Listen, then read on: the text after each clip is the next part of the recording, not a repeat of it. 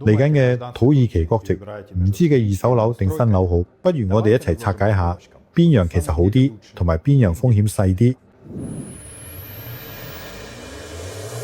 首先要明白嘅係，無論二手樓定新樓，只要咁啱同埋手續做得正確，都適合申請土耳其國籍。最關鍵唔係樓嘅類型，而係有啲跟足計劃嘅規定去做。土耳其買家齊全文件、獨立估價，唔低過40萬美金，或者如果買緊樓花，就要有公證合約，要有 debt 證明，經銀行過數，同埋要持有物業3年。買二手樓其實幾方便，你可以實地攞到間屋、地區、配套設施，仲可以評估下實際狀況同未來租金回報。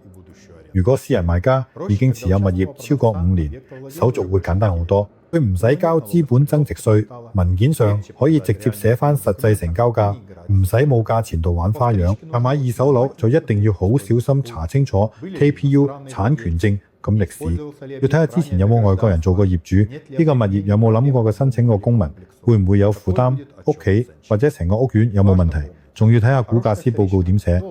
仲要記住，好嘅二手樓喺市場上唔會留得耐，買呢啲樓要有現金嘅手，啲人會等你幾個月咁耐。新樓盤都有自己嘅優勢，現代化屋苑新樓通常配套設施都好齊全，仲有機會可以做少少分期付款。如果發展商正規，事前安排流程都會容易㗎。估價同房產證上面要寫足全數，文件要正確，所有付款都要經銀行。但係重點係喺個項目而家去到咩階段？如果個樓盤已經可以做所需嘅驗樓同辦理房產證，就唔使做公證合同，你仲可以喺唔同發展商到咗唔同樓盤混合買。但如果個項目仲係規劃階段，要靠公證合同處理，佢成筆錢就要寫晒喺同一份合同入邊，唔可以同其他樓盤混合。再加上有建築期風險，一定要佢哋真係有做公民計劃，唔係用你啲錢攞學嘅可靠發展商。其實二手樓定新樓呢個標籤對申請公民身份嚟講唔係關鍵，對有啲人嚟講，佢生活方便、配套齊全嘅地區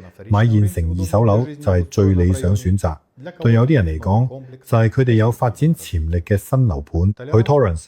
我哋一開始唔係喺樓盤商，而係由你嘅目標同需要出發。之後我哋會幫你哋同查核具體樓盤，包括 Table 歷史、賣家、估價同文件。咁樣投資唔單止可以睇到公民身份，仲係一個清晰又有保障嘅資產。我哋做咗專業，好似幫自己咁認真。如果你而家喺二手樓同新樓之間猶豫，想揾專業人士諮詢，可以喺即時通訊軟件揾我哋，或者上我哋網站睇下。我哋會根據你嘅情況咁啱你嘅樓盤，帶你一步一步安心完成成個流程。